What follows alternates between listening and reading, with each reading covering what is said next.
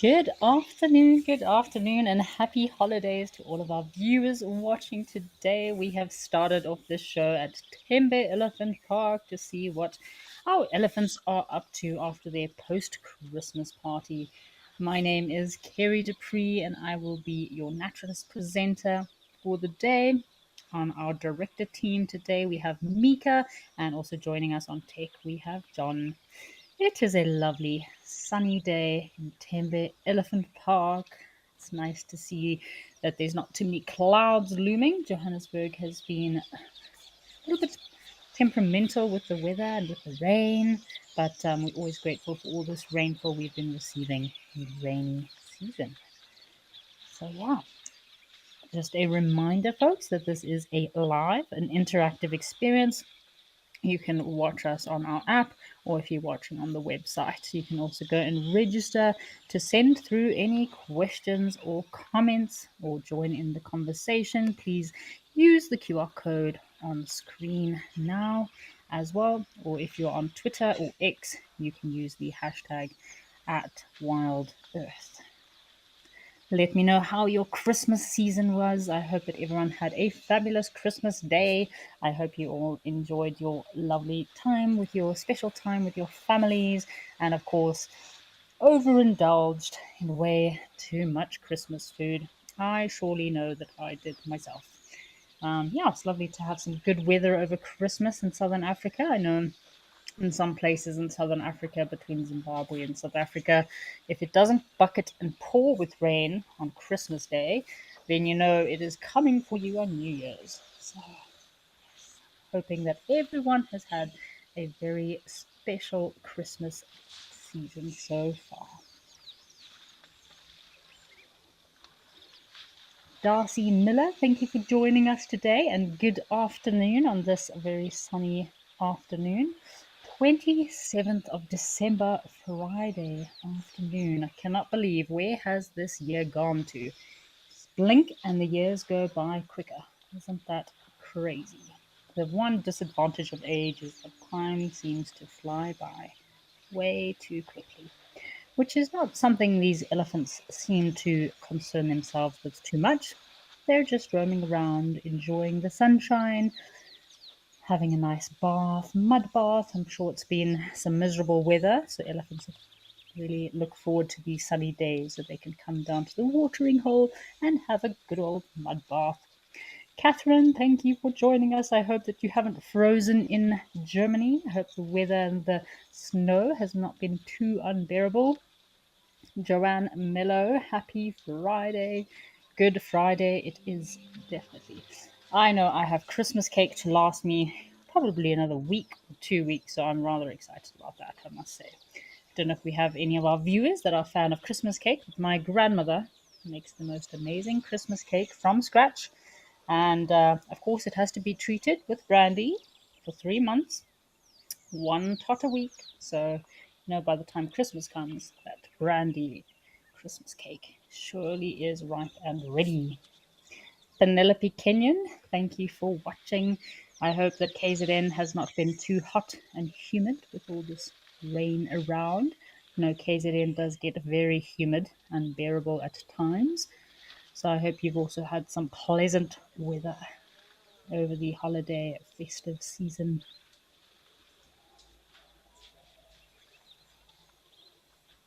Apologies for your terrible weather, Catherine. Sounds like you've got some very cold weather in Germany, -6 degrees Celsius, foggy as well. So I'm sure you would appreciate some sunny South Africa days. We've had the sun has been out every now and then, but there's definitely a storm around every corner. So you need to go out with a rain jacket or definitely some warm clothing everywhere you go. Ooh, check out this elephant. There's a big elephant bull here that's just gone down into water for a nice full plunge. He's over this humidity and not being able to swim for a couple of days. Look at this big bull having the best time. He surely is enjoying his festive season. Sandy Franklin, good morning, or it's actually good afternoon. Doesn't time fly It's really nice to see so many elephants coming down to this watering hole. We had a couple of very exciting, uneventful sighting days just before Christmas. I know I was on a bit of a longer stint at the waterhole, and yeah, for 4 or 5 days when we had miserable rainy weather. Wow, we had to get pretty creative, I must say, because the animals were all very scarce at all of our locations. So it is an absolute treat to have so many elephants down here today. So it looks like we have a couple of bachelor bulls, so nice big elephant bulls here, and maybe a breeding herd that's just come in, and also some Inyala, female Inyala just off to the right hand side of the screen, and a very impressive Tusker also to the right hand side of our screen. Very popular spot, yeah.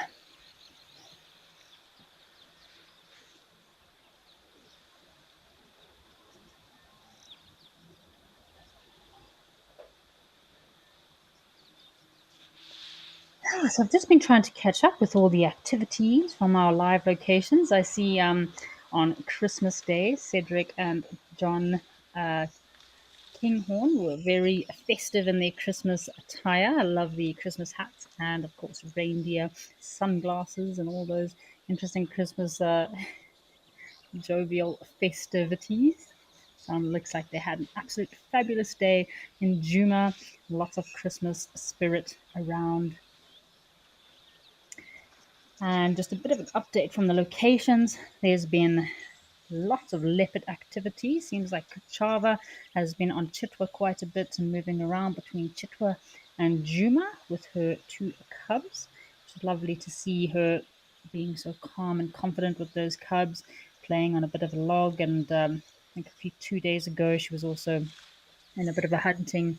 Maybe she was captured in a bit of a hunting moment. So lovely to see Kachava around a bit more.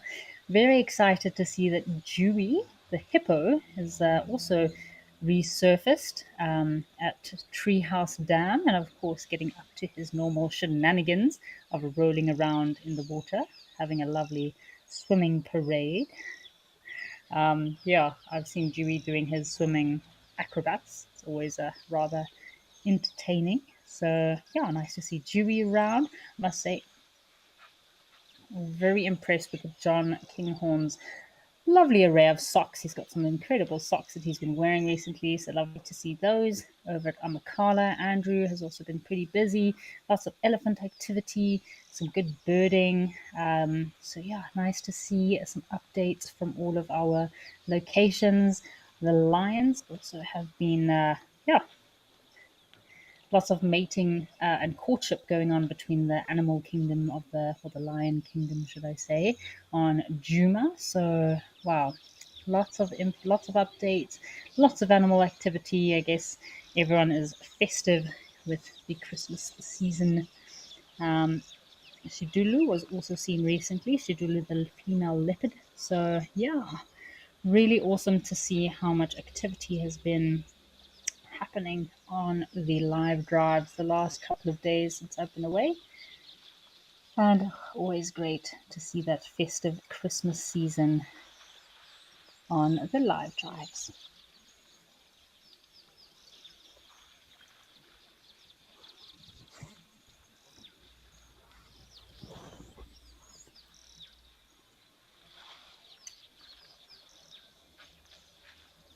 Hoping this might be the start of an elephant party. Have a bit of a watch for a few moments, see hopefully these elephants all start swimming. Wouldn't that be delightful? Seems like a bit of a mud bath is taking place also.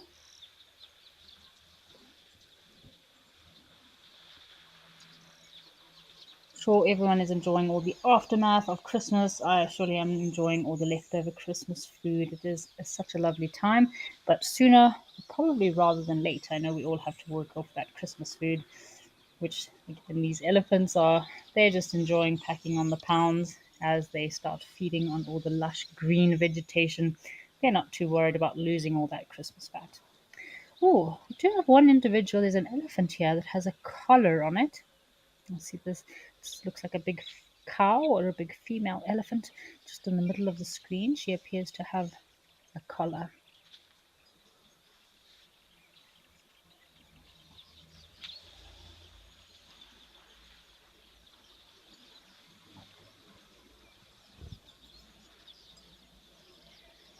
So there are a lot of elephants in Africa that are part of a tracking program. So you do see quite a few individuals and elephants from time to time in different countries in Africa that might have collars on. So these are very important tools for research. So some of these collars, depending on the brand and quality, can last anything.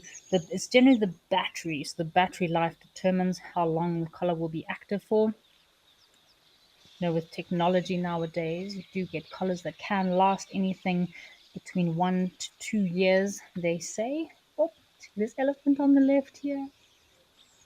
He's going full in, head first and all.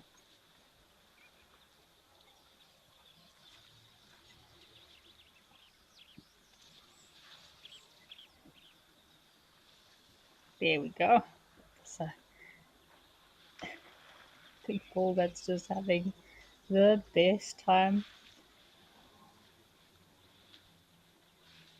So if you imagine how these poor elephants feel, days and days of rain, not being able to swim, and then all this humidity that does come before and after the rains can be quite unbearable. And it looks like it is a very sunny, warm day here at Tembe Elephant Park, so they've probably traveled quite some distance to get here today. So by the time they get down to this water, they are just so desperate to not just have a drink, but also indulge themselves in a bit of an elephant mud bath or a swim. Best way to cool their bodies down.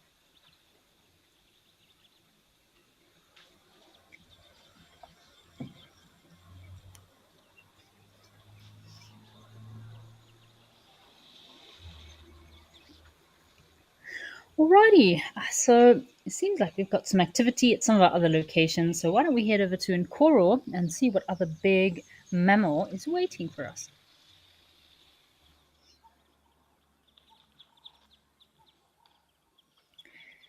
Isn't this a lovely scene? Two giraffe almost came up in unison. One, two, three, four. So five giraffe. It's like could be a little herd of impala and a wildebeest. What a cool sighting this is. Again, lovely to see some blue skies and to see that the clouds are clearing a little bit. It's always just have a quiet moment and enjoy these giraffe drinking here.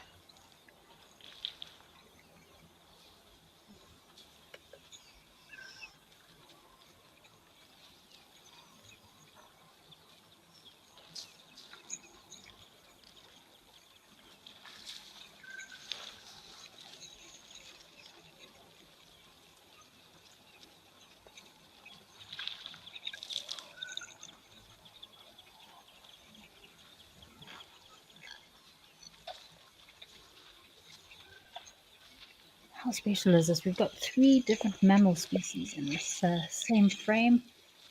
Another female giraffe coming to join the party. And our wildebeest has just gotten a bit of a fright from something and taken off. Just look at mostly females. So we've got some females here and possibly a male on the right. And there's possibly another young male somewhere in this group as well. It definitely makes quite a good photo. All these giraffe, those blue skies.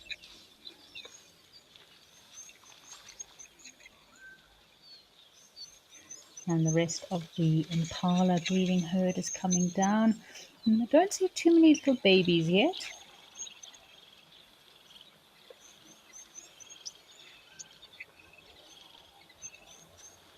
Animal lover, I agree with you there. It is definitely a treat to see so many giraffe all together. The last time I saw so many giraffe, I saw almost 30 or 35 giraffe all in one area. And what had actually happened, again, we were completely bamboozled to see so many giraffe all in one open area together. And what happened actually was, so it was an old salt pan area that, with all the rains, started to fill up the puddles. And that meant the water in these puddles were mineral rich, filled water, that very salty as well. So that attracted all the giraffe to come down to the water. So it could have been, yeah, it was an amazing sighting to see so many giraffe all together. So obviously the social dynamic or social structure of giraffe is they do generally live in very loose social groups. So if they're moving, it is known as a journey of giraffe, which I do love that. And if they're stationary and in one area for some time, it is known as a tower. Uh, so these are herds or semi-herd structures that can vary in size and composition. So they don't have a strong social bonds like that of elephants or other large mammals. So a baby giraffe won't always stay in its prenatal herd. To hear the woodland kingfisher.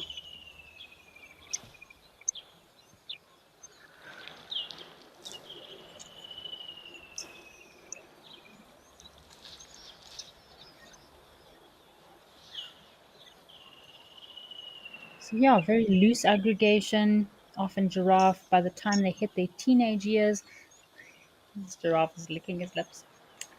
So by the time giraffe hit their teenage years, they generally starting to segregate into different family groups. It's very rare to have like in elephants, you'll have a grandmother, her daughter, and her granddaughter, so 3 to 5 generations, all in one small family unit. Whereas with giraffe, they generally tend to spread out and join another group for a few weeks or a few days and go to another group. Females generally like to stay in groups together. It's not rare to see a female on her own.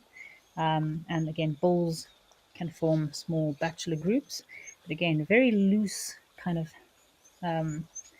relationships that they have with each other. So they don't stay in the same family group for a very long time.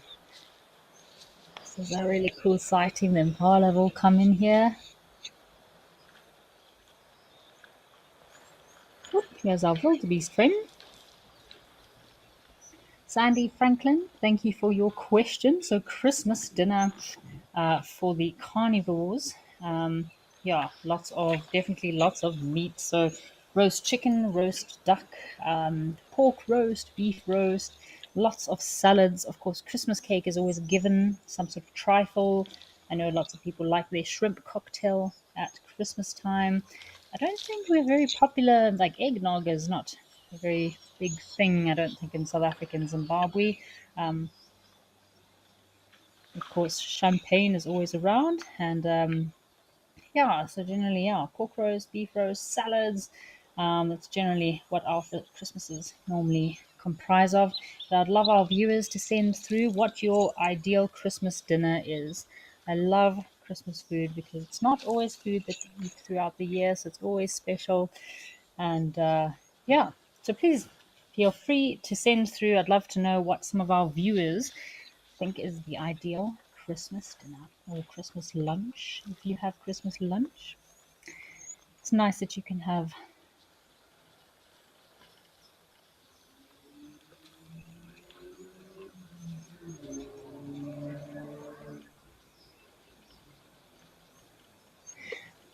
So, George, thank you for your question. So, George, yes, giraffe are very much at risk by predators when they do bend down to drink like this.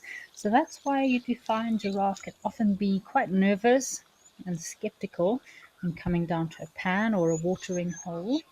They might take their time and very slowly and cautiously make their way to the water. So, yeah, when giraffe bend down like this, it's a little bit of a mission for them to get back up again. So that would be a perfect opportunity for lions, for example, to come and, yeah, take advantage of the giraffe when they're in a slightly compromising position. So lions do hunt giraffe, and shucks, in Mabula, the cheetah, the two males cheetah that are in Mabula, have actually taken down a young giraffe, which to me, I never thought you could get a cheetah that could take down a young giraffe, but just shows what apex predators those two cheetah males are. But yeah, generally, giraffe can be predated on by lions. So lions will generally, if it's a decent sized pride, so at least 6 to 12 individuals, if they are cunning and keen enough in their hunting skills, they could try to take down a giraffe.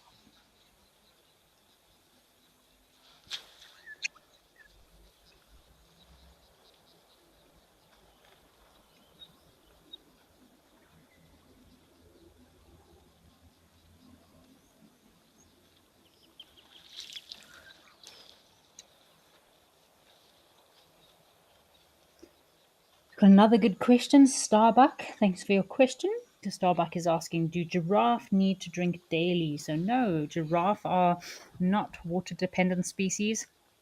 So in the animal kingdom, you of course get a lot of species that are water dependent and non-water dependent. So giraffe are a non-water dependent species.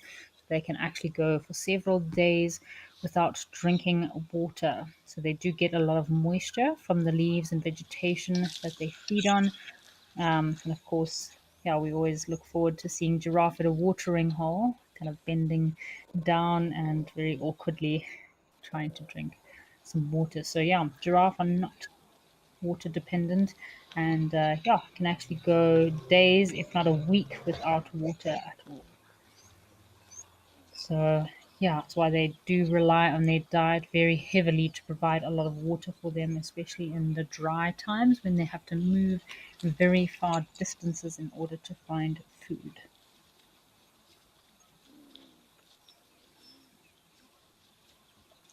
Catherine, thank you for your comment there. We were talking about Christmas and Christmas food and what everyone's favorite Christmas treat or dinner or meal is. And I agree with you there, Catherine. It's not necessarily the important thing, is not necessarily the food and all the presents. I agree with you. It is the people and the company that you choose to spend your Christmas with. And I do agree with you there. It's not all about the frills and food and all the fancy presents. It's definitely more about your time with your loved ones, your friends and family, time to rest and recoup after a very long year. It's what is most important.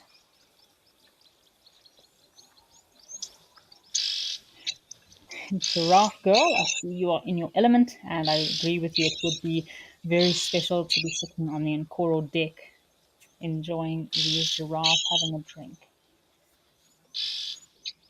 So if you see, it's quite open here in Coral. Like the plains are quite open, so giraffe can see quite well for quite a far distance. If there were any predators around, but you are definitely pans, watering holes, rivers that are a lot thicker or don't have as good visibility. Giraffe can be very nervous while drinking.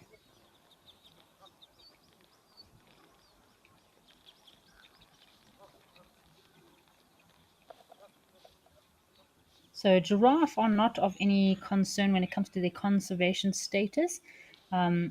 So in certain areas, especially in southern Africa, but in most parts of Africa, they are considered vulnerable due to habitat loss. It seems like it's very similar. The giraffe conservation status situation with regard to giraffe is very similar to that of your white rhinos, so also black rhinos. So they do well, very well in areas where in specific areas, but because of habitat loss, there's a lot of areas that now do no longer have giraffe habituating a habitat, living in that habitat.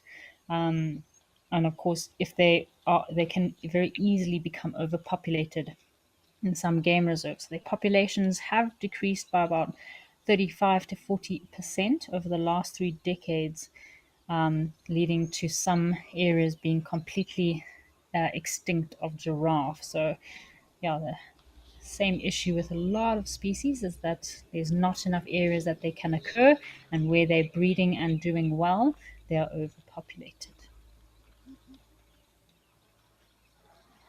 So it's very important these anti-poaching efforts and conservation organizations that try to protect these habitats, especially for forming corridors. So It's not always necessarily space. They need more space where they can actually move.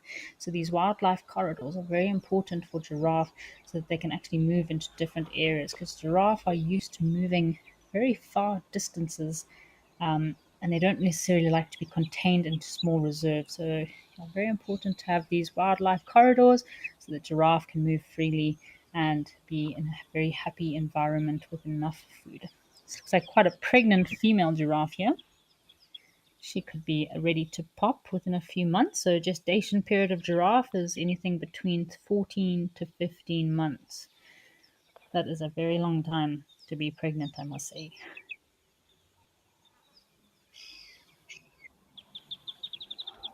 Sandy Franklin. So the biggest predator for giraffe would be lions. So lions are pride of lions. So solitary male or female lion is not going to take a chance with a giraffe unless they manage to catch the female off guard when she has just given birth. And if the little baby is vulnerable, lions could take a chance to try and separate the mother from her young one, or even hyena and jackal will even, you know, take a chance to try and kill a little baby giraffe if it's just been born. So that's why the mother and female giraffes they need to be very secretive and very cautious with where they give birth. And that's why a lot of antelope species, as well as giraffe, will often eat their afterbirth so as not to attract predators.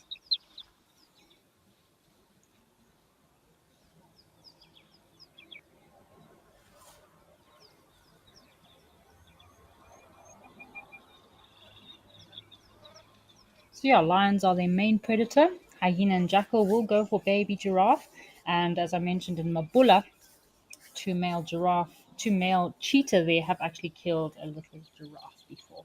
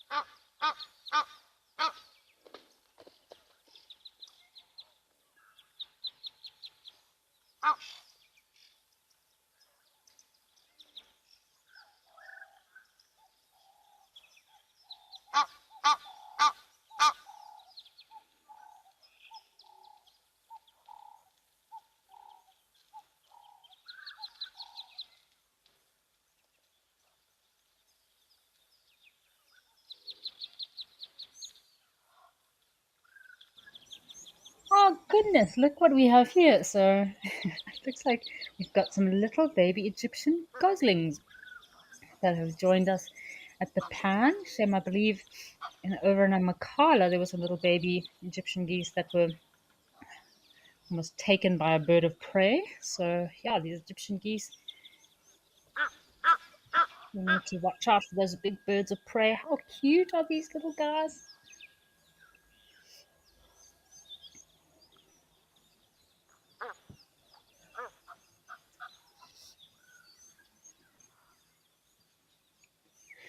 Picasso, thank you for your comments. So, very interesting that you once observed a giraffe bending over just to watch some creature crawling on the ground. So, yeah, that's very interesting behavior, definitely unusual. I've never seen a giraffe bending down to inspect something, although sometimes you can see giraffe, they practice what is called osteophagia.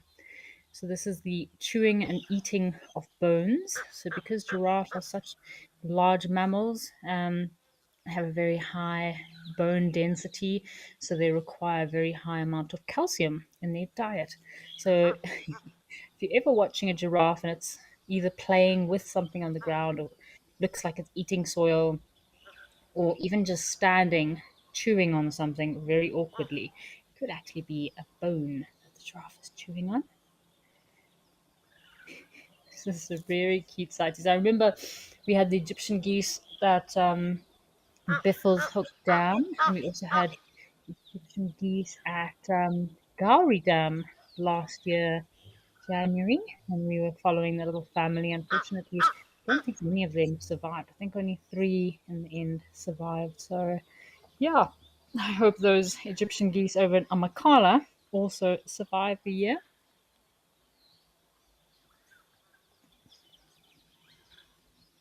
Oh, sorry, I believe the Egyptian geese were in Juma. So, shucks, I hope that they managed to survive for the whole year. So, it was actually quite a cool story. So, those Egyptian geese in Juma last year, January, uh, they were actually at Baobab Dam. And I don't know what happened, but Egyptian geese obviously are very territorial. And I think what happened is there was another pair of Egyptian geese that chased this family away. And they actually walked with the chicks from Baobab Dam all the way to Gowrie Dam with these tiny little goslings. It must have been, I think I measured, it's about just under 3 kilometers in a straight line. The goslings were a bit bigger than this. These look like they must be a few days old. I think those goslings were about at least a month. So yeah, I was so surprised. One day, this little family of Egyptian geese just pitched up at Gowrie Dam. We had no idea where we came from, and then later that day, we found out that they were no longer at Baobab Dam. So yeah, if water conditions are not favorable or territorial wars between the parents cause some sort of disturbance, the parents will walk with the little goslings quite a distance to get to more water. But of course, they are very susceptible to predation, not just bigger birds of prey, but also you got monitor lizards, servals, caracal. If a leopard found an Egyptian geese with all these little ones, definitely take a chance as well. So a lot of predators for these little guys. So they have a very long road ahead of them, but we're wishing them all the best of luck in the new year, and hopefully they'll evade all the predators out there.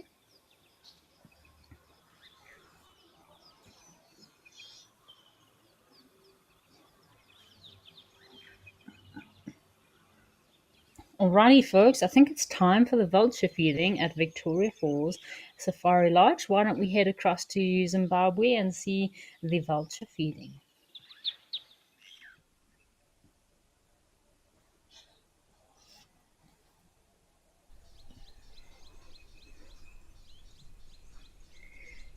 So, the vulture feeding should take place anytime.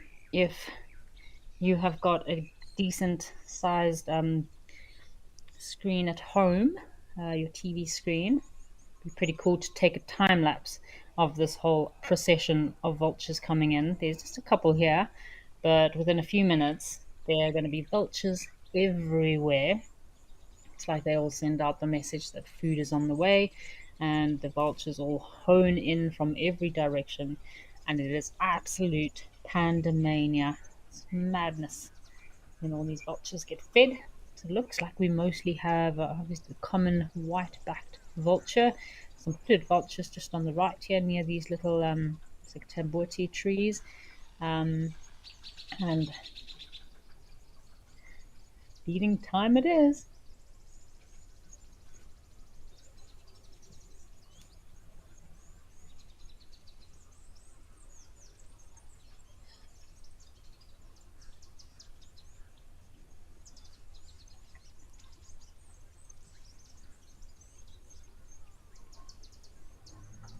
So I think there must be some giant Christmas party somewhere else because there's not many um, customers today or clients today at the vulture feeding restaurant. Normally there are thousands, well, not thousands, sorry, like at least 30, 40, 50 vulture by now. Let's see, maybe once the feeding begins, they will all come in the droves.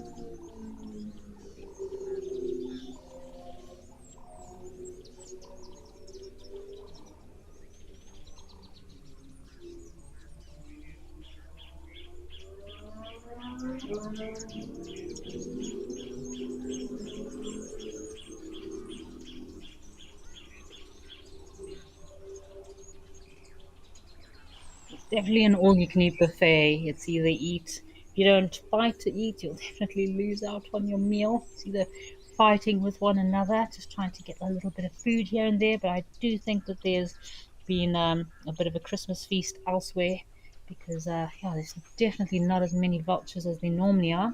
See the marabou storks coming in to try and steal some food away from the vultures.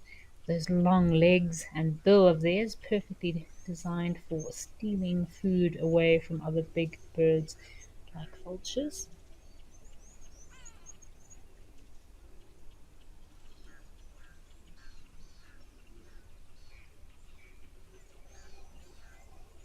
So there could be less vultures today because of all the rainfall that we've been having. So if it's very rainy, a lot of overcast weather.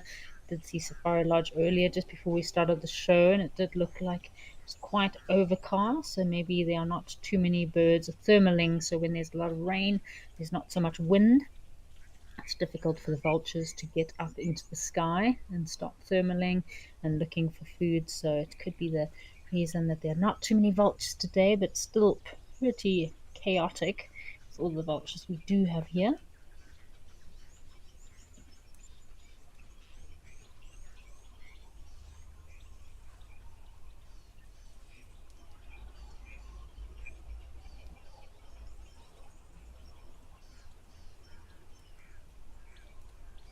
Only one marabou stork as well. Generally, we've got like anything between 5 to 10 or 15 marabou storks also trying to steal food where they can. Check out this guy, he's all over the place stealing from the vultures.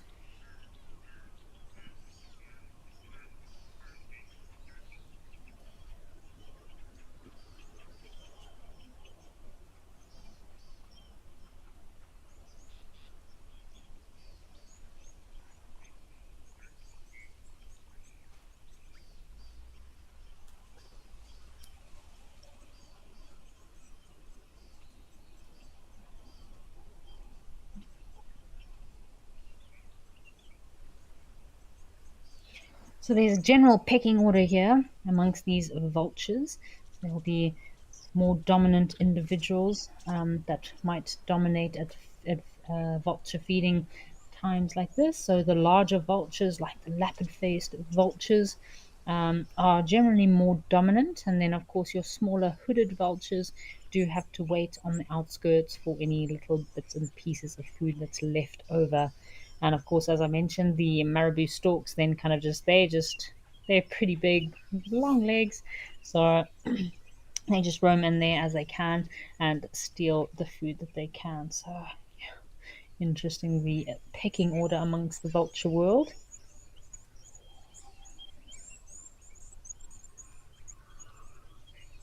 It's interesting how these vultures not only have an incredible sense of sight, but they also have a very good sense of smell. So they can smell any dead food or decaying matter from miles or kilometers away. And the Ruppel's vulture or griffin vulture holds one of the records for the highest bird flight at about 37,000 feet. So obviously, they're very well adapted to flying at very high altitudes. Vulture species. Um, Vultures have a pretty good life. They sleep in most days. Their day only starts between 9 and 10:30 when the thermals and the wind start.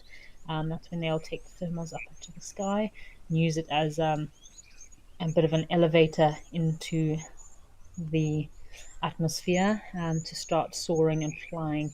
So they need that wind to be able to pick them up and move them into the higher sky in order to fly over far distances.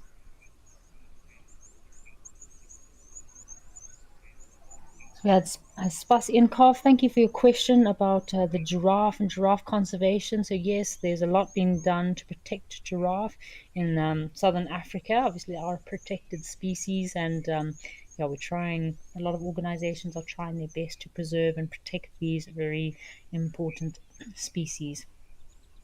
Sandy Franklin, no problem. Please send as many questions as you need. Send away. We're constantly learning new things every day. So please don't feel bad about all the questions. Catherine, I agree with you there. Maybe the vultures are up thermaling, trying to lose all the Christmas weight. Just like some of us should be heading to the gym early January. Everyone, sure, gym memberships is half price in January to get everyone to sign up, join the gym, work off all that Christmas fat. So, Spas Inkov, you can have a look see the dominance display here between these giraffes, these vultures. So it's quite interesting how they splay out their wings and use a hopping, bouncing method towards each other. They do use a variety of hissing sounds, sometimes beak clapping at times, and also when they start fighting with each other, they'll also lift up their legs and use those nasty talons and claws of theirs to attack other birds while at a kill site. So, if there's individuals that are not following this pecking order, there can be quite a lot of squabbling amongst them. So, obviously, because they are scavengers, they do need to take advantage of any available food. So, they're all very hungry. So, oh, there we go. There's two individuals fighting. So yeah, it's quite interesting how they flap their wings open like that, and then they even try and bite one another with their beaks, which can be quite painful.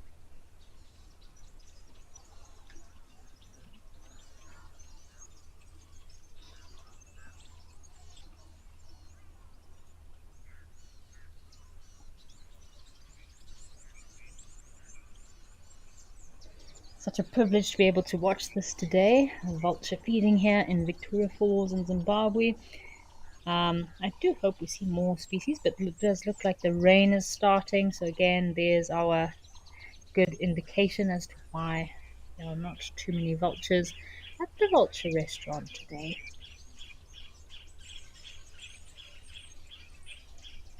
Anushka Walter. So we do have a few different vulture species here today at the vulture restaurant. So majority of the vulture we're seeing are the white-backed vulture. Some of the little darker ones with a white head or a pure black head, just like in the center of the screen here. Just on his own, that is a hooded vulture, and then also obviously the tall black individuals with yeah, long beaks, black and white. Those are the marabou storks. We do keep an eye out for, obviously, the lappet face vulture would be a cool one to see here, but I haven't yet to see a lappet face vulture at this restaurant. Um, Cape vulture would be an awesome one, or Cape griffin. Um, Egyptian vulture would be pretty cool, but of course those sightings are quite rare in Zimbabwe. Yeah, so that would be quite a rare sighting there. But yeah, it's a very prominent species that we're seeing here, all the white-backed vulture.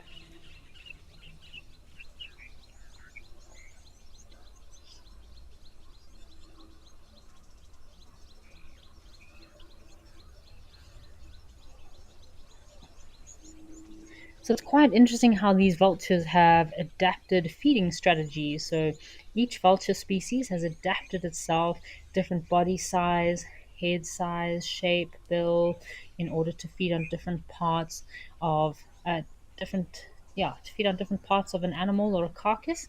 For example, like the lappet face vultures are very good at cleaning up scraps, and they're very thick, strong bills for breaking bones. The hooded vultures kind of have these smaller, more modified bills. So you see the hooded vulture, there's two hooded vulture at the bottom of the screen. So see how they're kind of small, very thin bills. So they use those tiny little thin bills just to clean up on all the scraps, maybe any small nerves and tendons and tissues.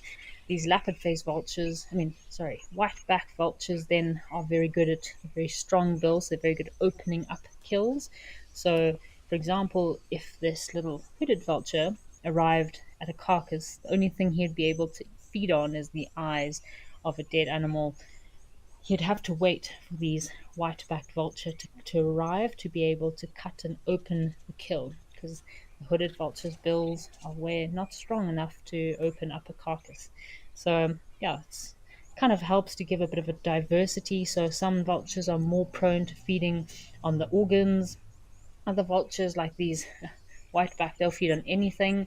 But your more specialized vulture species do prefer to feed on specific parts of a carcass. So again, it's more like a segregation of the different feeding groups and food types at a carcass so that there's enough food to go around for all the vultures at a kill. There's a bit of politics going on here at the top right of the screen. You can see some individuals fighting there. See that white back spot on this white backed vulture? So that's where he gets his name from. So top right of the screen, you can see there's an individual there that's, because he's got his wings open, you can actually see that white spot on his back. Look, whoop. So when the white-backed vultures have their wings closed, it's difficult to see that white spot. But you can see quite nicely here that white back patch that he has.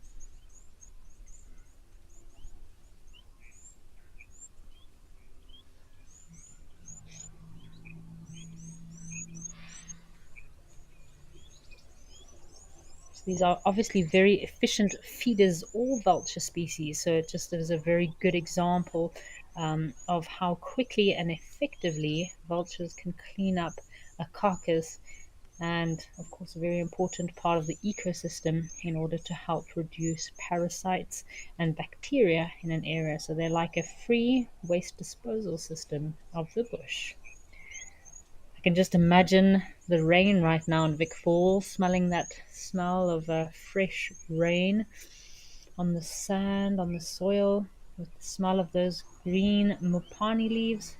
It is a smell that you could die for. Lovely smell to be around for that first rains.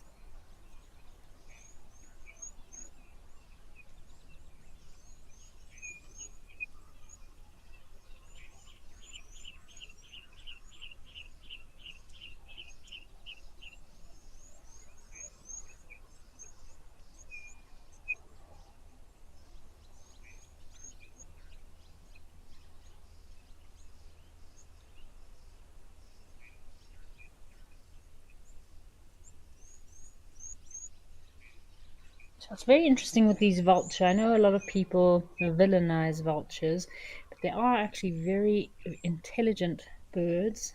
And yeah, if you spend some time actually sitting and watching them, you can actually start to observe the behavioral cues. And notice the subtle behavior between each other. As I mentioned, that body posture, wings out, kind of aggressively running towards each other can be a form of aggression, a form of dominance. So all these small body postures amongst each other is a very good way of communicating with each other. So they have obviously verbal. Vultures don't make many noises, a lot of series of hisses and sometimes bill clacking, but they do have mostly posture, body posture, and non-verbal cues and communications between each other.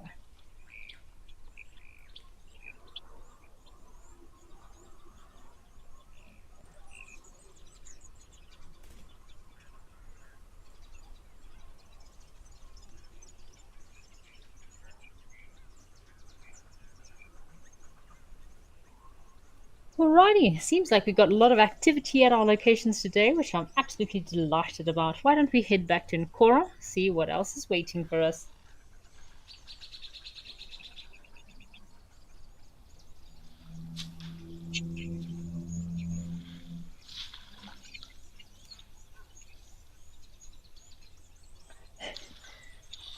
Amazing how so much can happen in such a short space of time. We just went over to Safari Lodge in Victoria Falls just for the vulture feeding in like 15-20 minutes, and it looks like the small bachelor herd has already been to this plan, had a mud bath, and contemplating life and which way to move off.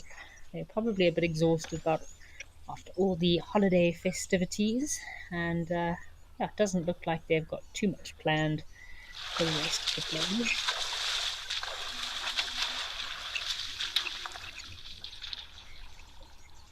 This big bull on the right hand side has just given his ear a good scratch behind, full of mud. They'll probably be heading off in the direction of a nice rubbing tree or rubbing post.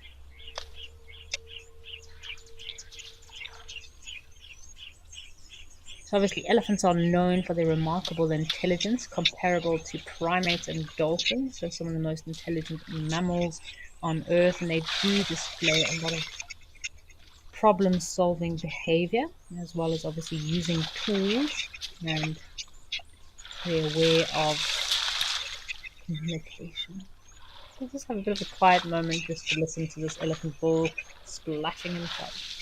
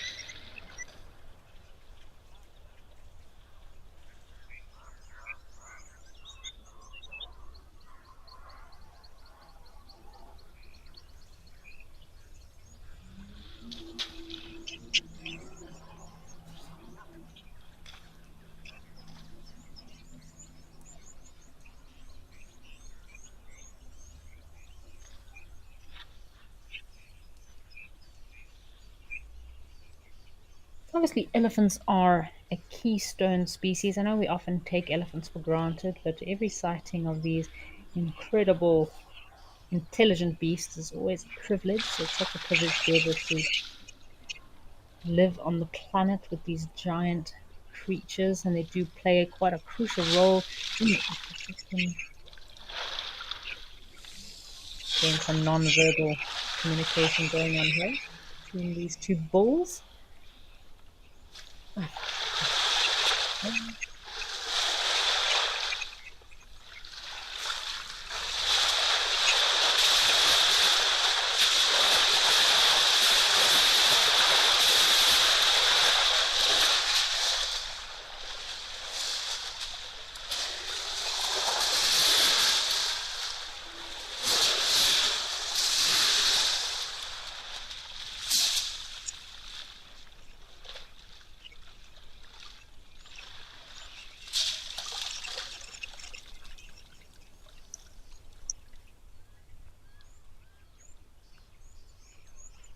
Elephant is rather loud with his blushing.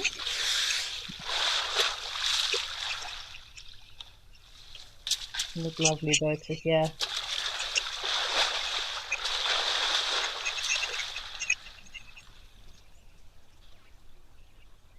Almost hear every breath, every swish of his tail in the water.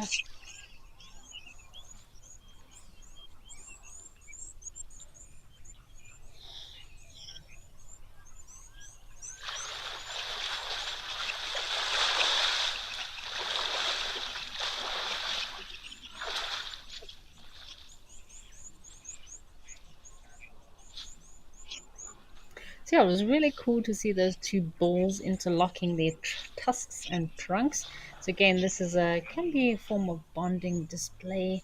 Um, Also, young bulls and bulls do like to kind of always assert their dominance and play fight within one another. So it is a very important part of their social structure and also developing bonds with one another. It also does help them to develop their fighting skills. So when they do come into big fights, as big bachelor bull elephants, um, yeah, they've already had years and years of practice and training. Darcy Miller, I agree with you there. It was lovely listening to that bull. You could hear every movement he made in the water, all that splashing, just having a great time cooling himself down. You can see it's a hot day. Not surprised, all the elephants are out having a mud bath today. Definitely very hot. And unlike us humans, elephants are unable to thermoregulate. So the way elephants cool themselves down, besides flapping their ears like they're flapping their ears right now, is obviously cooling themselves down in the water. So yeah, they're not able to sweat as humans do. So they'll flap their ears when they're very hot, and this helps to cool down the blood inside the blood vessels in their ears, which circulates throughout their body. Another form of cooling in elephants is standing in a shady tree, and obviously having good old elephant pool party.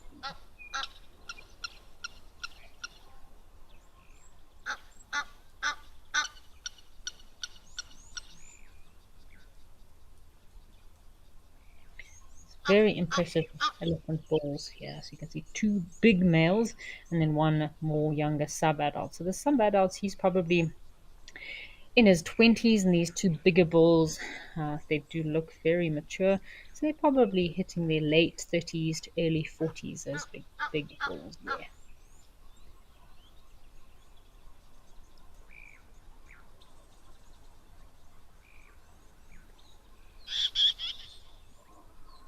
Elephants obviously are very highly emotional animals and known to express a lot of emotions, compassion, joy, even relief. And that's why social bonds are very important with elephants, unlike with our giraffe that we had here earlier. Our Egyptian geese are saying hello.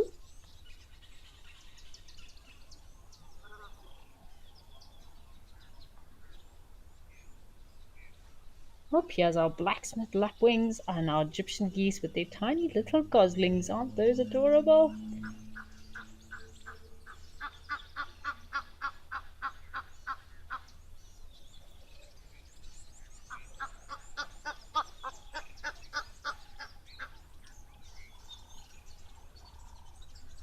They're little fluff balls. Very cute. So they're generally black and yellow when they're small. Obviously, they do get their adult colors, but very cute to see these tiny little Egyptian geese.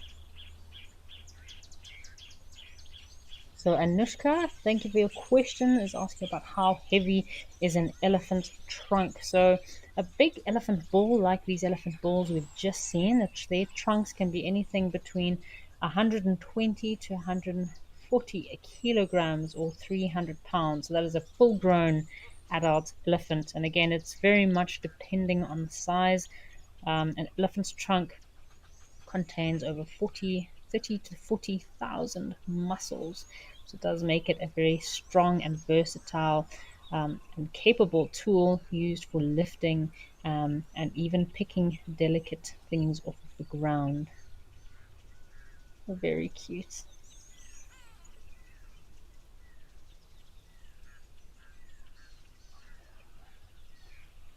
So obviously, what these Egyptian coming and feeding on the grass here. So Egyptian geese mainly feed on grass and grass seeds.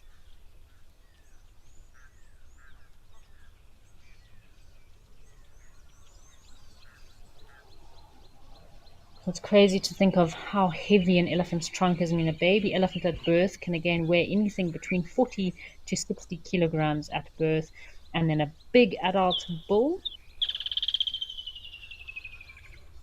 can weigh anything between 4,000 to 6,000 kilograms or 10,000 to 15,000 pounds. That's a big elephant bull. And a cow is generally about half that weight, anything between 2,700 and 3,000 kilograms or 6,000 to 8,000 pounds. So massive creatures.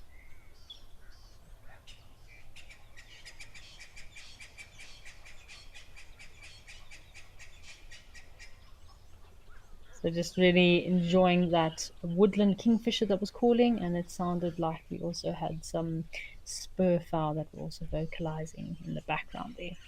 So it looks like we've got a bit of disturbed elephant dung here, which some birds might come and enjoy feeding on the insects in elephant dung. So elephant dung can be food for a lot of creatures. I've even seen fish feeding on elephant's dung.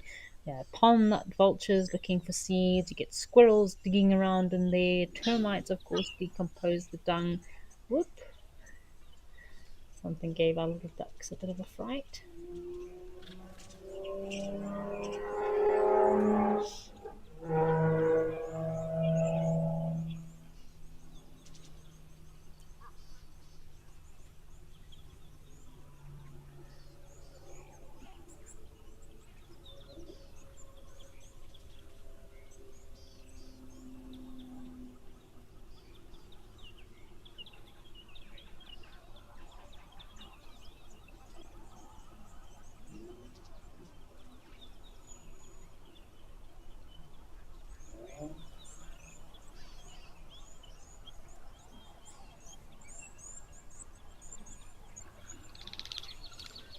Doesn't that just bring a smile to your face watching these tiny little goslings?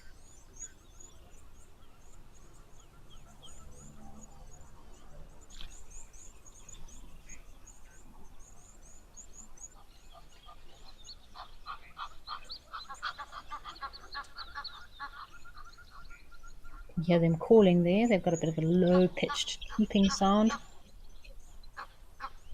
covered in that very soft, fluffy down feathers.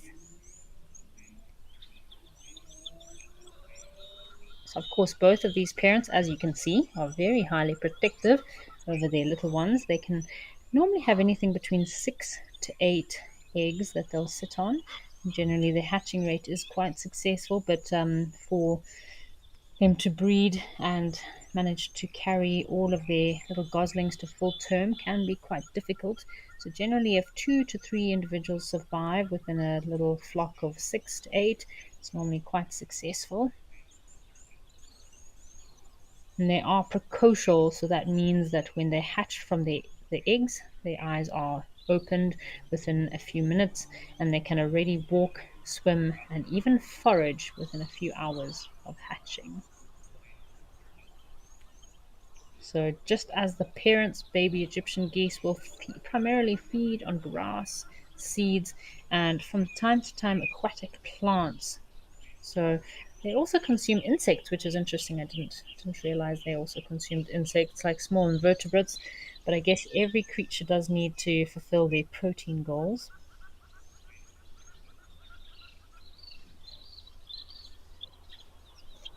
Alrighty, it looks like we've got some more elephants over at Cat Eye Pan, so why don't we head over and see what our elephants are up to?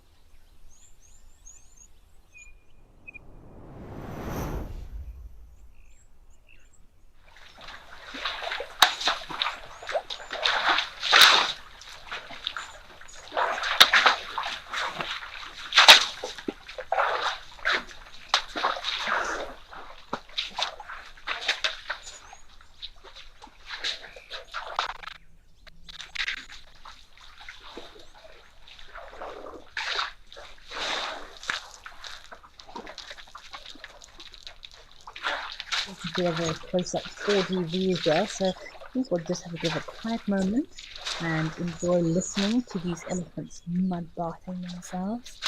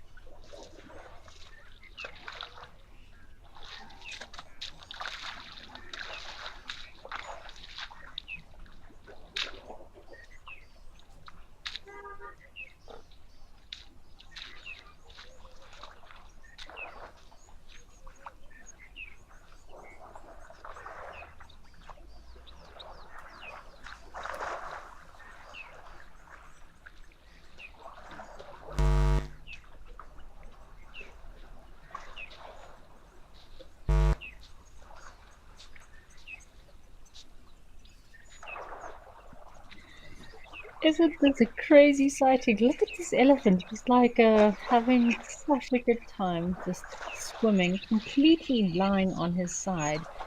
Just he must have had a super long day. Now, Prasida, I agree with you there. These elephants have been enjoying some family time down at the watering hole. And Jason from Michigan, thank you for joining us. Must say, these elephants, especially this young boy, looks like he is living the dream. They have a slight challenge, elephants, with those big, large bodies of theirs, especially the big, round bellies.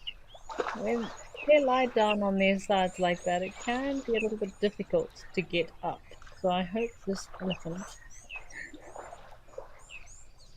can get himself up out of this water and is not going to get himself stuck. Come on, boy. Up you get. Come on. It can be quite muddy and slippery in these pans. Now, I think that was not the smartest thing to do. He was just getting a bit carried away with all of this fun he was having. You see that big bellies, big stomachs, so it can make it very difficult for them to get up once they're fully on their sides. I hope that. Oh, maybe he manages to get up, or sometimes if he gets distressed, what will happen is their alarm call. And hopefully, the rest of the family group will come back to give him a hand. Help him out of the mud here. I think it's a bit slippery. Come on, guys. Give me that. Oh, hello, little guy. Lovely to see these elephants so close to the camera here. Well, yeah, that was a very, very brave thing to do, Mr. Young Elephant. I don't think you'll be doing that anytime soon. Because, yeah, they can get stuck in the mud, stuck in the water. Often baby elephants do get stuck in water troughs. They're young boys. And yeah, they start squealing and screaming and alarming the rest of the herd. And, luckily, the mothers are very protective and they can actually, yeah, they all try their best to get their baby out.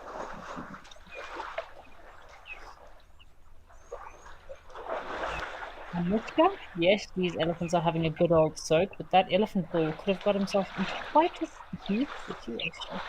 These are two young bulls jousting and testing each other.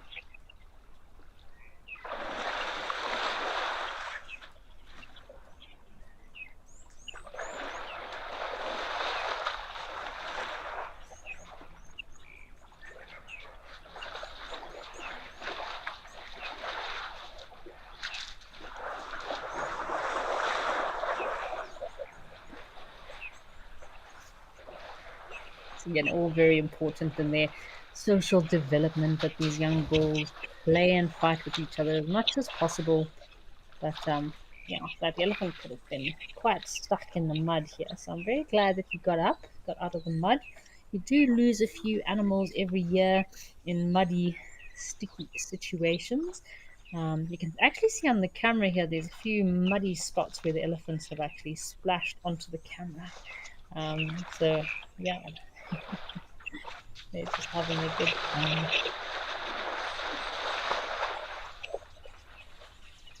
Oh, goodness. He's not happy with that stick.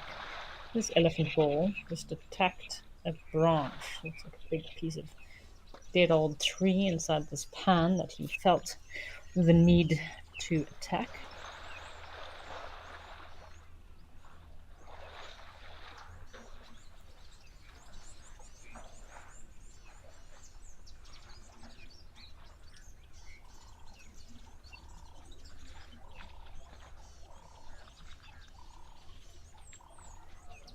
Wild at heart, I do agree with you there. It is a very, very huge privilege to be able to watch these elephants, especially because they know we're not watching them. So you get the true personalities and characters of these individuals coming out. So this elephant on the right hand side is, I feel like he's quite boisterous, got quite a big attitude. Let's just listen to these elephants. Maybe we'll hear this grumbling sound again.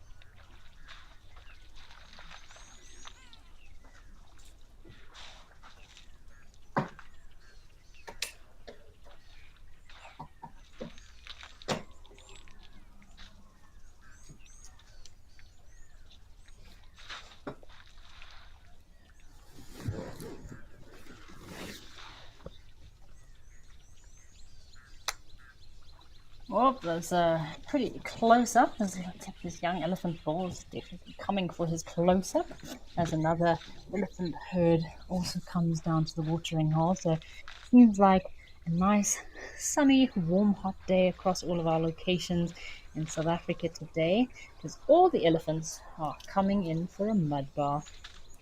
Check it out, you can actually see the grass inside his mouth. I'm going to be quiet for a moment. We'll see if you can hear him pulling the grass and chewing.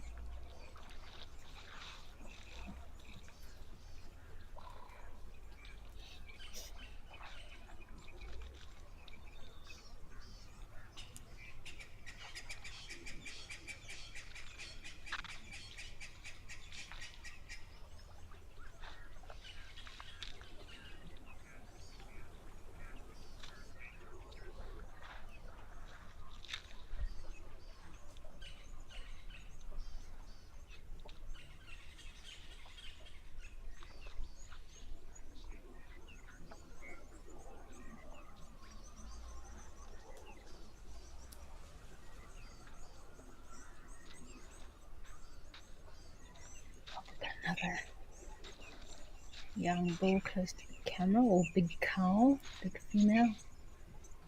And she looks rather round. She could be pregnant. The gestation period for an elephant is even longer than the gestation of a giraffe. So if you thought 15 months was a long time to be pregnant, imagine being an elephant and being pregnant for 22 to 24 months. Goodness gracious me. I don't think I would be very keen on that. You can see how big that female is. So she's got a calf already. This is probably her third or fourth calf. Her previous calf looks like it's anything between, I'd say, 2 to 3 years old. And yeah, she looks quite well rounded. She's probably going to pop out a little baby in the next couple of weeks. She does look quite big. Yeah. So bottoms up from this elephant.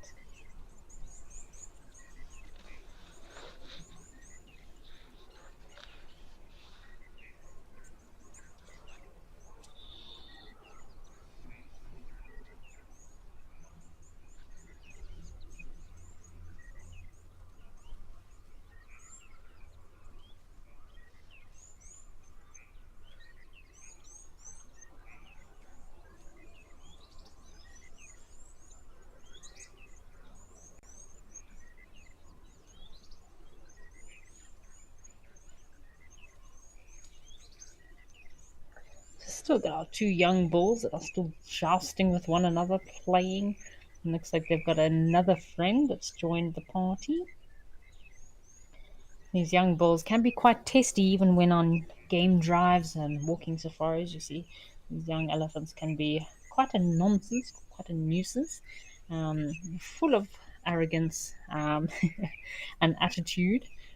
They know that they have their mother close by to back them up should they get into any trouble, but generally they just need to be put in their place and they very quickly retreat with their tail between their legs. Sandy Franklin. So, no, elephants don't naturally want to attack and kill people, although there are a lot of attacks on people from elephants every year. But for me, this is more a result of human wildlife conflict, and generally, 9 times out of 10. Ooh, see those two bulls, a bit of a head off, face off. So, generally, 9 times out of 10, most of the incidences with humans being on the receiving end of a grumpy elephant is, for me, it's normally caused by human wildlife conflict, and any serious attacks, again, are normally elephant bulls in must can be very aggressive, and injured elephants. So, very unnoticeable injury in an elephant is sometimes what happens is when their tusks break off. If they break off too high in the jaw cavity, it can cause a crack, and there is these little boring insects that can actually bore their way into an elephant's brain and cause quite a lot of pain, and turn a normal like an elephant that might normally be very placid and relaxed. So generally, elephants don't want to hurt people, but you do get obviously elephant cows with babies very aggressive. Elephant bulls and musk are sometimes unpredictable, and again, these injured and wounded elephants can also be very unpredictable. But again, that's why it's so important while on safari to make sure you have a very experienced and qualified guide that knows to read the behavior of elephants so as not to get you into any tricky situations. And yeah, so human wildlife conflict is normally, elephants need more space. Humans are taking elephants' space. So yeah, at the end of the day, who's really in the wrong? But a lot of these accidents that happen are again near accidents and result of lacking of space. I've actually got a lot of these white flowers popping up here. These are also known as string of stars. Sorry, a string of stars or leopard's tail flowers. So it's pretty cool to see they're out and about. One of the first few flowers that pop out after the rains and after the lilies. So generally, when the rains come, you get a lot of fresh lilies that have been hibernating, if you could say, and their bulbas under the ground. They'll be the first ones to pop up. I've already seen a bunch of white and pink lilies this year, and now we have these little string of stars that are also popping up, forming a beautiful white carpet over the ground.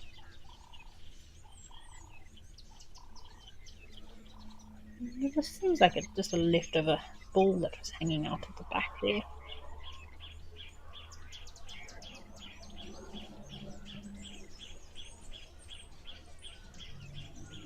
Such a lovely view, seeing everything transition and become green. So we've got a very interesting question from Picasso. So earlier we were talking about giraffe and antelope species, how they'll often eat their afterbirth in order to hide the presence of their newly born calf and to protect their calf from being detected by predators. So no, female elephants or elephant cows don't actually eat their afterbirth. Looks like we got some terrapins in this pan here, or some fish, could be some catfish, the three-banded plover. So, unlike most other antelope, elephants do not eat the afterbirth of their infant. So, generally, once elephants give birth, they move off pretty quickly after so as not to be detected by predators. So, because elephants are such large predators, large mammals, they have less predators that they might be worried about their infants being eaten by. Whereas impala, giraffe have a lot of predators that they need to hide their infants from. So, yeah, it's kind of because of this minimal predator threat that elephants have, that it's not necessary for the female elephant to consume her afterbirth. Although I have seen a female elephant playing with her afterbirth hours after she gave birth. We didn't see the female actually giving birth, but we saw her playing with her afterbirth hours later, which was slightly disturbing, but also quite entertaining. So we had a little three-banded plover just to the left. Looks like it could be a sparrow. Is this a sparrow of some sort? This could be a brown house sparrow, female brown house sparrow. Also coming to feed on some little insects that might be down. Um,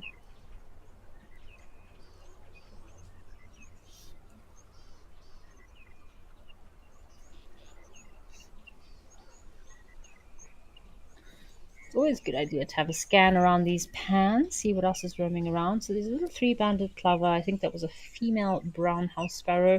It's also possibly looking for some disturbed insects. These little aquatic ecosystem here. Lots of creatures also live in these little pans and ponds, and not just a good place for elephants to come down and drink. Oh, there we go. There's a white-browed sparrow weaver. White-browed, nope. Still our little three-banded plover.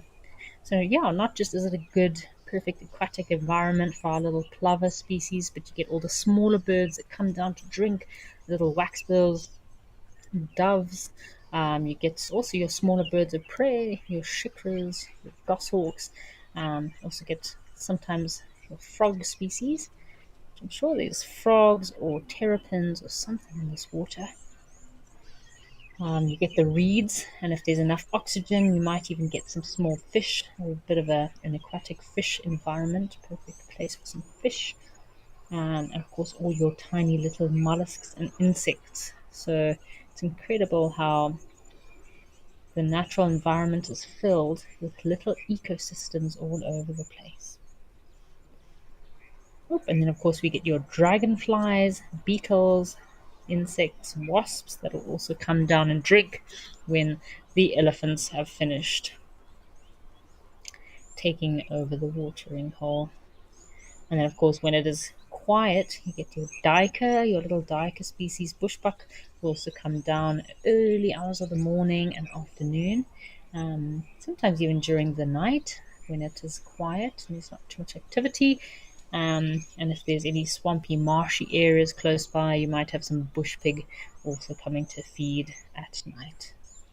Probably also be a great place for serval or caracal. It's a nice open area. So I would say it would look like a good spot for some serval or caracal. Nice place to put a little camera trap, see what else is happening after hours when night falls. It's always exciting setting up these camera traps or trail cameras to see what activity there is during the night.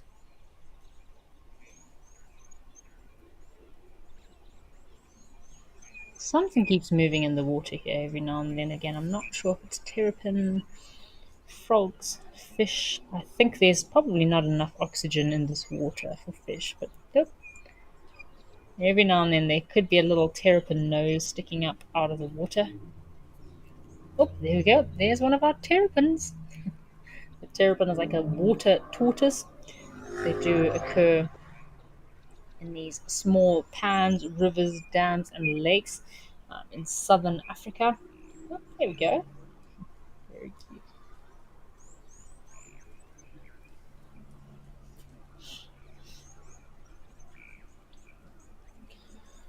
Alrighty. Seems like we've got a bit of a birding activity at Stony Point. So why don't we head over to Stony Point and see what other activity and birds we can find in Cape Town.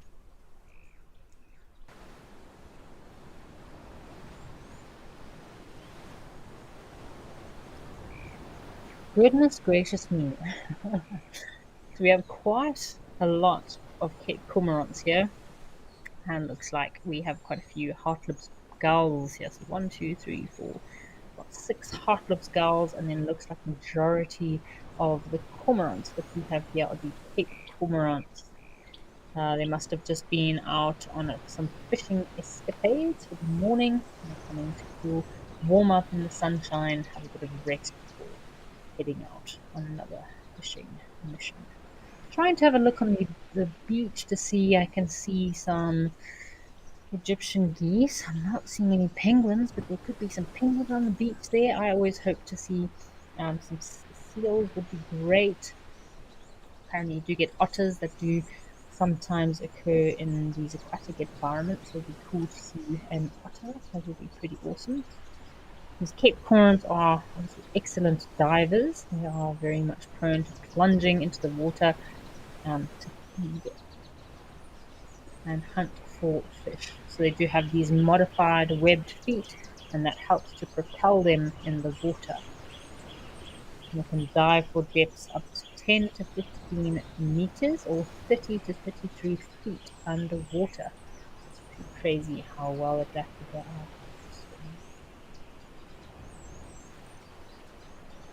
So obviously, as you can see, in large numbers here, so they are highly sociable birds.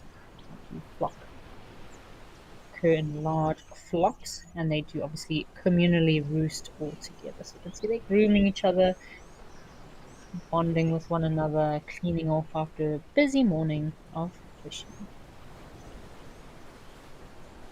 They often occur along rocky shores and islands, and often will make their nests from seaweed and whatever available materials they can find.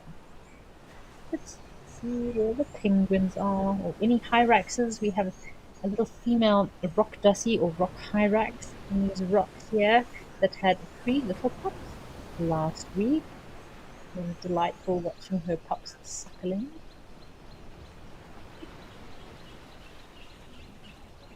Enjoy a few quiet moments as we listen to the ocean and watch these cormorants and the waves crashing down.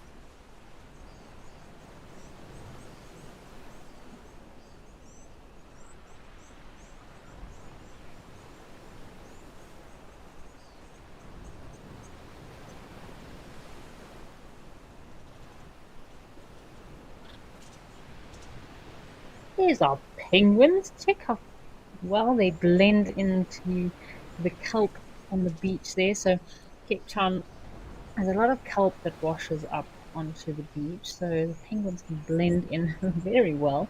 You can see quite a large colony of penguins all standing there. You don't see their white colorations. It's very difficult to actually point them out. So lovely to see our penguins are also around today.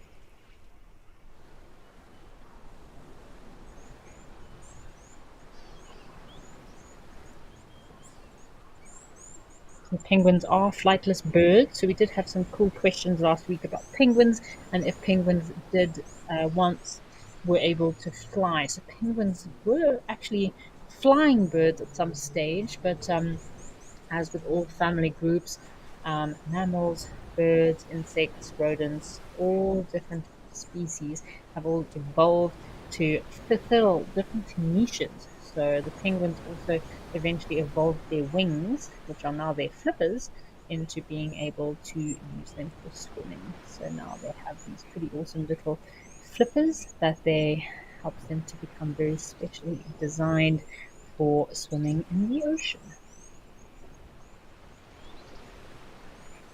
Joanna Miller, I'm glad that you're also a fan of Stony Point.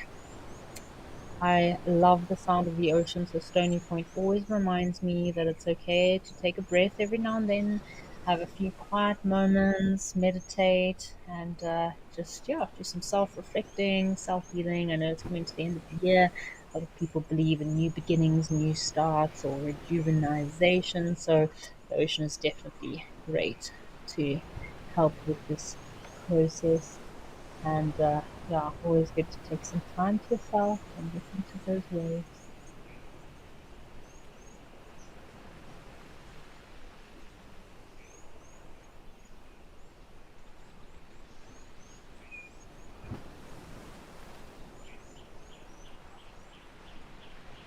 Also got some Egyptian geese on the bank, kind of on the beach there with the penguins.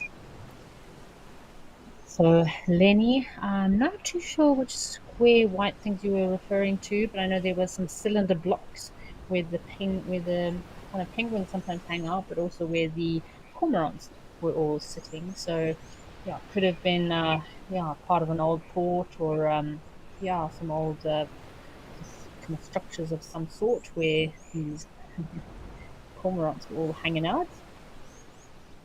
In Catherine, I know otter would be amazing to see. I do know quite a few viewers that have seen otter here at Stony Point, and during COVID times, when you know not too many people were roaming around, I do believe were quite a few sightings of otter down by the ocean in Stony Point, and even caracal. I know there were a few reported sightings of caracal coming down to hunt the penguins. At Stony Point and Cape Point as well. So because there were less humans roaming around, less disturbance, less activity. I know David Attenborough did that documentary about nature taking back during COVID and how so many animals started coming out of the woodworks and hanging around closer to cities, in the cities and oceans near that were near well-developed communities. So it was amazing to see all these wildlife kind of coming back and enjoying themselves even in urban areas. So yeah, there we go. So yeah, I did watch some documentaries of those caracals coming down and feeding on the poor unsuspecting penguins. Yeah. Caracal will also try and go for those rock dussies or the hyraxes. Here we go. I see one little rock dussie or hyrax nose sticking out. But yes, Catherine, I would love to see an otter. So I've only ever seen obviously we get the Cape clawless otter and white-bellied otter. I have seen the Congo clawless otter in West Africa. Again, two very brief sightings. So they are very rare to see the otters, and often they're mistaken for you can very easily mistake them because they're very dark and they don't always breach often unless they're swimming across very wide and thick channels. So I was very lucky. I saw my first otter was actually in the Central African Republic, the Congo clawless otter. It was two otters swimming across the Sanga River. I was very surprised. I think I almost fell off of the boat. Very cool. Just looking in these rocks, see if any of our hyraxes are going to show themselves today.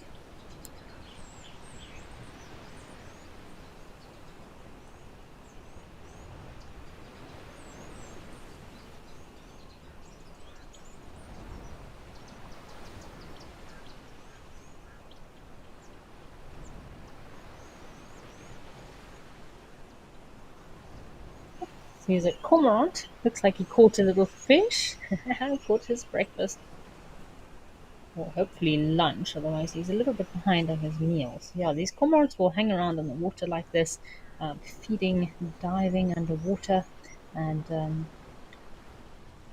so apparently, the Cape cormorant is actually listed as endangered, primarily due to the decline of fish stock or populations and habitat disturbances. So, looks like there's a lot of these cormorants, Cape cormorants, here in Cape Town, but in other regions, their populations are struggling again. So they are heavily resilient and healthy fishes. So they're very healthy um, and accurate hunters are very good at fishing, but they do need a substantial amount of fish in order to sustain diets. Check this cormorant diving down in the water.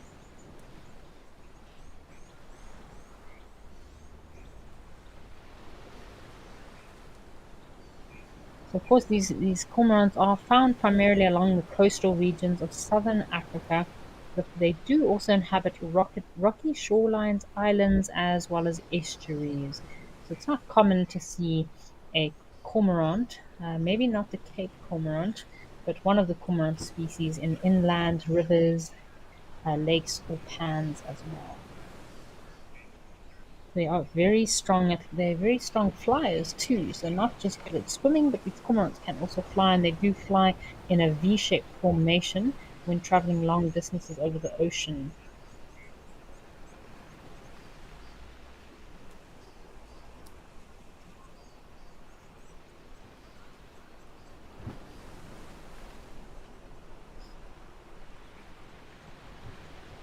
We do have about five different types of hyrax species in Africa. So we have the rock hyrax, one species of rock hyrax. We have the bush hyrax, and then we have um, three species of tree hyraxes in southern and west Africa, west and east Africa. So yeah, I'm familiar with the tree hyrax. I've never actually seen one. They do hang out in very tall trees, anything between 20 to 50 meters. And yeah, so it's very difficult to see them, but we know they're there because they do give off a very loud, high pitched shrill. which almost sounds like a baby crying. It is a very guttural, disturbing call, I must say. Um, and if you've never heard this sound before, you could get quite petrified and wonder if the forest has been haunted around you. So, yeah, can be quite frightening. So these are the male's territorial calling. So the male will have anything generally solitary, and he'll have anything between 2 to 3 females within his small territory slash home range, which is normally just less than a kilometer squared. And he tries to visit his females at least once a week or once every 2 weeks if he's able to climb across to their roosting spots. So the females will not move as much as the males, but the males will make this very high pitched, guttural, crying baby sound as a form of territorial to mark his territory. Um, was once at a guerrilla briefing in the jungle, and there was a new guide that did not know the sound of a tree hyrax. And in the middle of this guerrilla briefing meeting, this, the hyrax started calling, and this guide's face was priceless. He was completely just wondering why everyone's sitting around acting normal while this hyrax baby screaming sound is in the background. Yeah, it's quite entertaining to. Yeah.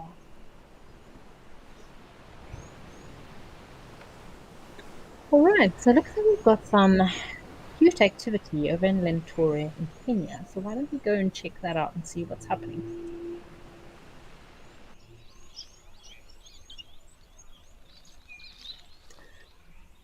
Looks like we've got a little squirrel here, so we have our bit of activity. It looks like the soil has dried up quite a bit here in Lentoria. This is a very cool looking little squirrel. Oh my goodness, look at that. Isn't that cute? Oh, the bee eater just frightened this poor little squirrel away. So he was lying in the sand, just having a great time. So last week, Lentoria was looking pretty wet, I must say. Oh, two little squirrels. This love is in the air. There's a little male squirrel and a female, so it looks like they're having a great time, enjoying the festive season.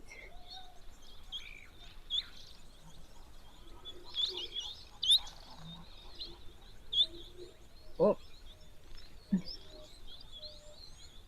the bee eater earlier just gave a bit of um, yeah, a warning for these squirrels. Came down and chased the squirrel away. It's one of the ground squirrels, these squirrels here. Oops, and the male's actually biting the female to try and keep her steady.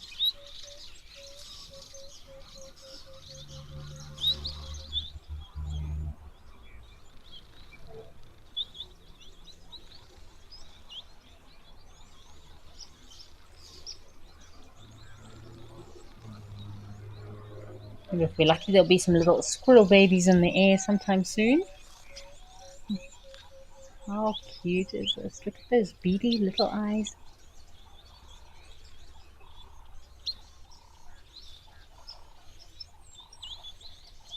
So apparently this unstriped ground squirrel is one of the only species of its family. So it's the only member of the genus Ixeros.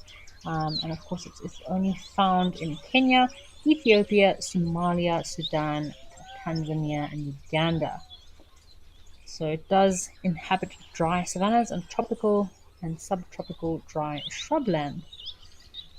What a lovely sighting. And two little squirrels, obviously very much in love.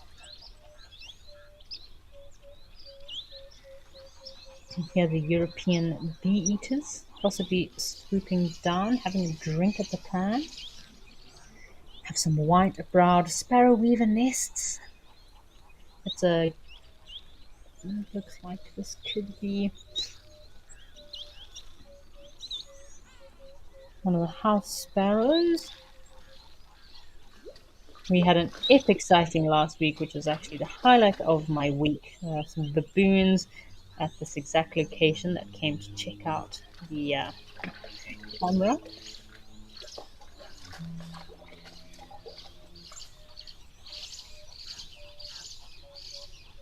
Yeah, they kept us entertained for hours. We were having a bit of a quiet day. There wasn't too much happening at our other locations, and we had a whole troop of baboons that had us in stitches for hours.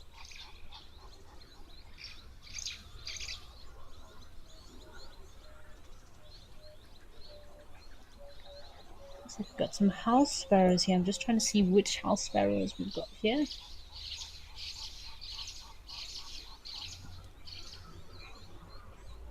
Birding can also be really good at this location as well, so really look out for any new bird species. Quite a few new bird species that are a bit new to me. But yeah, we've got some lots of little wax balls that come down.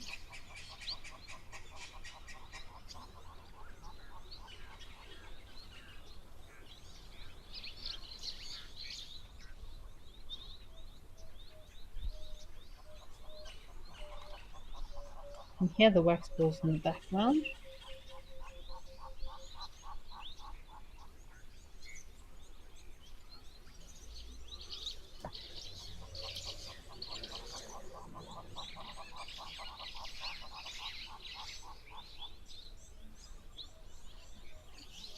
There's our squirrels come back.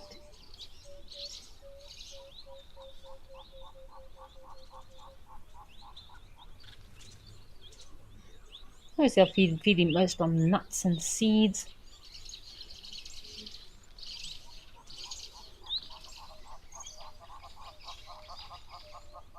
Quite interesting to have a squirrel like this that does reside in very hot areas and hot conditions, so they can forage. Don't need much to feed on, so they've got very specialized foraging habits and behaviors. And they do burrow quite a lot of the time, so they'll generally live in burrows if they can't find a good tree to make a home. Very cute little squirrels.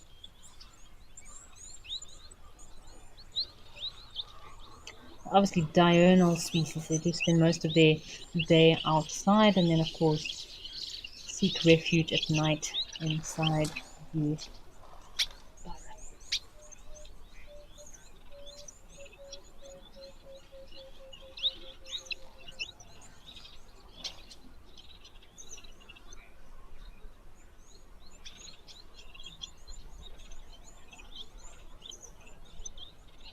It did look like a southern grey-headed female sparrow. Could be. Yeah, lots of little firefinches or waxbills calling, and we also had some hammerkops joining us here at Lintore last week. So, male and female breeding pair that also, I think, love is definitely in the air here.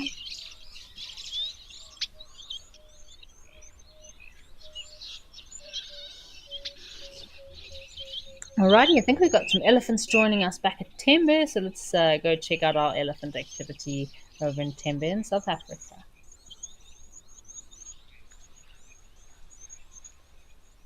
Wow, it looks like an elephant's paradise here. Got lots of elephants coming down. So it seems like a lot of elephant bulls have all come down. Must be a conference or a meeting of some sort. I'm sure they're having a Zoom meeting or a broadcast of some sort. There was a breeding herd earlier that was here.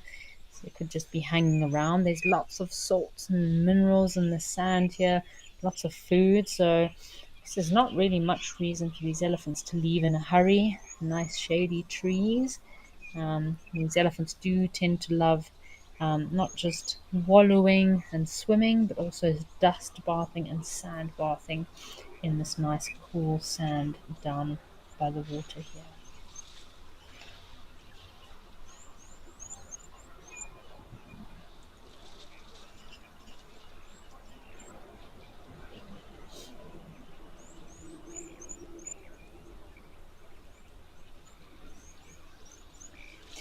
Darcy Miller, thank you for asking a question about is it normal for female elephants to carry around a carcass of a dead calf? So, yes, elephants sometimes will, from time to time, carry around their dead calf with them for a few days or a few hours, up to a few days maximum. It's not as long as primates, for example. I know Some primates like chimpanzees, gorillas, bonobos, but especially chimps and bonobos, they can carry their baby deceased skeleton around with them for weeks after they've actually passed away. I've actually seen a documentary of a chimpanzee. She was just carrying around like what looked like just the leg bone and a piece of skin. So it was definitely more than a couple of weeks that her little baby had died. So yeah, it's quite sad. Obviously, very much indicator of intelligence, like quite a high intelligent level, mourning and sadness. So yeah, that does happen. But elephants generally, it's only for a couple of hours maximum, a day or 2 days. Often it yeah it will cause the female to slow down or cause her a hindrance while feeding and moving to carry a dead baby elephant with her. So often she might hang around her dead elephant for a few hours, sometimes even up to a few days before moving off. But yeah, it's not as well known as in primates. Even baboons, I've seen baboons, and oh shame, a poor vervet monkey. I've seen a little vervet monkey with its little baby. She was holding this baby on the log, trying to. She didn't quite understand that it was deceased. So yeah, it does happen from time to time. So we still have the same elephant breeding herd that was here earlier. There was a big cow, so elephant cow, with a collar around her neck. Oh, there we go. Here she is on the right hand side. So yeah, these collars once they kind of do have a lifespan. So even when the battery has died, sometimes the collar does remain on the elephant for a few years, but eventually it does wear away and drops off. If not before then, sometimes if it's a small enough reserve, that individual might be darted again and a new collar might be placed onto the individual. So generally, elephants have giant collars around their necks, and those collars can be quite heavy. I mean, for an elephant, it's nothing. I've actually stood inside of a collar for an elephant bull. Um, so I'm about 174. So yeah, it's quite big. The collar. Sometimes these collars can weigh anything between 30 to 50 kilograms. But again, for an elephant, that weight is barely anything. They barely feel it. And hopefully, they generally drop off after a few years. Rhinos have, I call them the ankle bracelets. So generally, rhinos will have this very fancy ankle bracelet. They did have an old system of collars for rhinos, but it tended to be a bit of a hazard, especially with bulls fighting. So they kind of changed their system and started making the ankle bracelets for the rhinos, generally on one of the front legs. Um, but it can give signal difficulties if the rhinos are lying down in a bit of a depression. So you might not always pick up the signal. So I've done quite a lot of rhino tracking before in KwaZulu-Natal. I worked on a reserve where one of our activities was a rhino tracking experience. And of course, we took out the telemetry and would go tracking these rhinos so we could walk them on foot. And yeah, it was to our surprise, on a few occasions, we'd end up bumping into rhinos a lot closer than we expected them to. We'd lose the signal, and next thing, a rhino comes charging out of a depression at you because he was lying or sitting on the collar, disturbing the signal a bit. So elephants tends to be a lot more reliable. Giraffe, I've seen.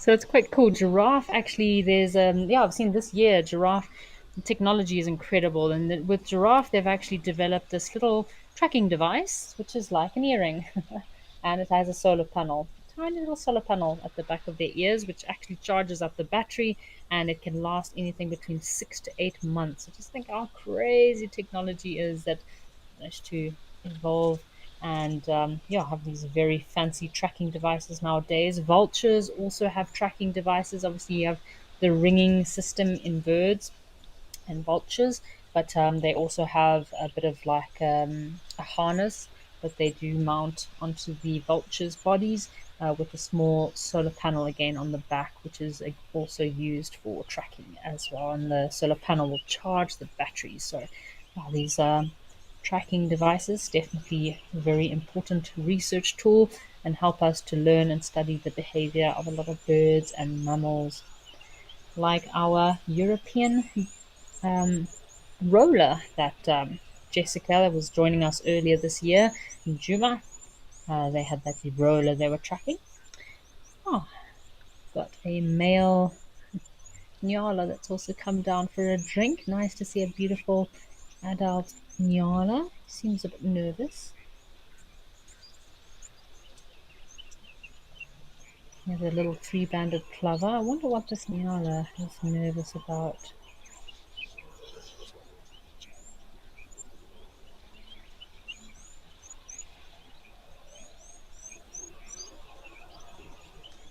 They seem rather skittish.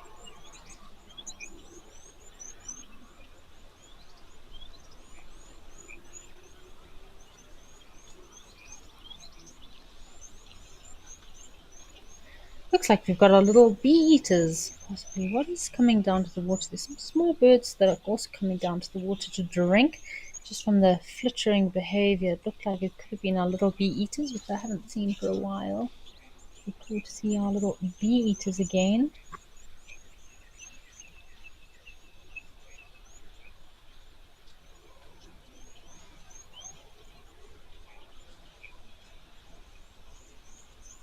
Definitely hear that three-banded plover, and I guess the sun has come out enough for our sombre greenbills to start singing again. They were a bit quiet last week with all the rainfall.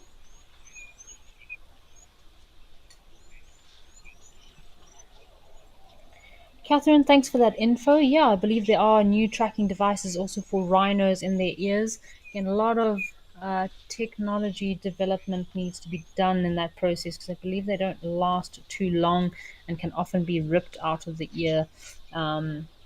When it causes some irritation. So, yeah, very interesting um, developments in the software for these animals. And some of them even have emergency release catches that after a certain period of time they actually completely almost self destruct themselves and yeah, the catches open up and they fall off.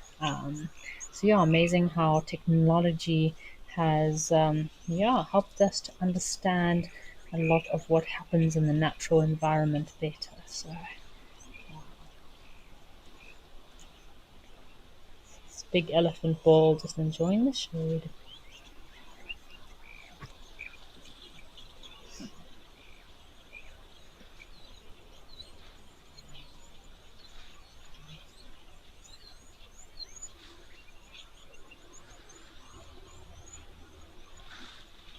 Oh, looks like we could have an elephant pool party after all.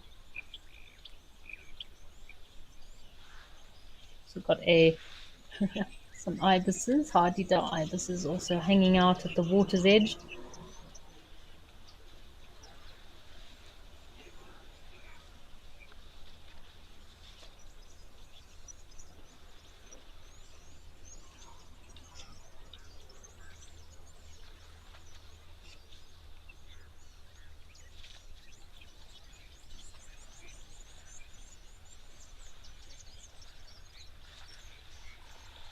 What a lovely scene this is. Look at all these elephants. Definitely happy elephants that the rain has stopped for a bit.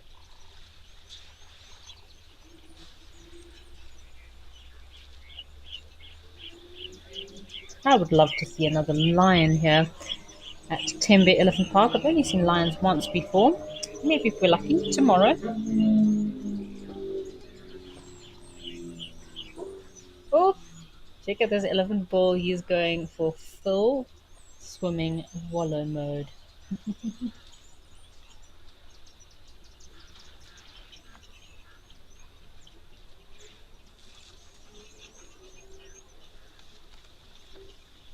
A lot of big tuskers here. I'm sure a lot of dominance display.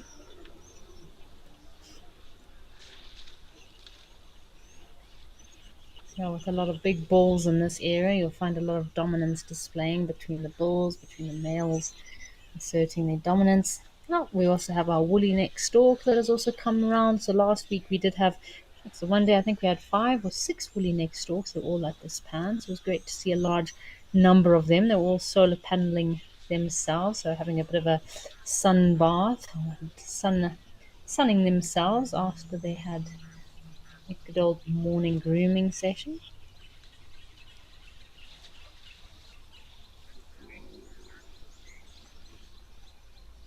I just want to say thank you to some of our viewers.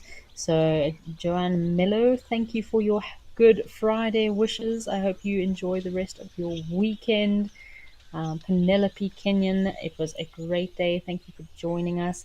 And Spas Inkov, yeah, it was a lovely show today. And I'm glad that you enjoyed seeing those ground squirrels. Yeah, it was a pretty epic sighting. They're quite beautiful, colored little squirrels with those colorful tails of theirs and that very russet brown coloration. It's been a lovely and eventful day here live at the watering hole. Nice to see our locations are busy. So from me and the rest of the Wild Earth crew, I just want to say a big happy holidays, wishing you the best for the rest of your holiday season. And I will be seeing you same time, same place tomorrow. Don't forget to join in to the live safaris.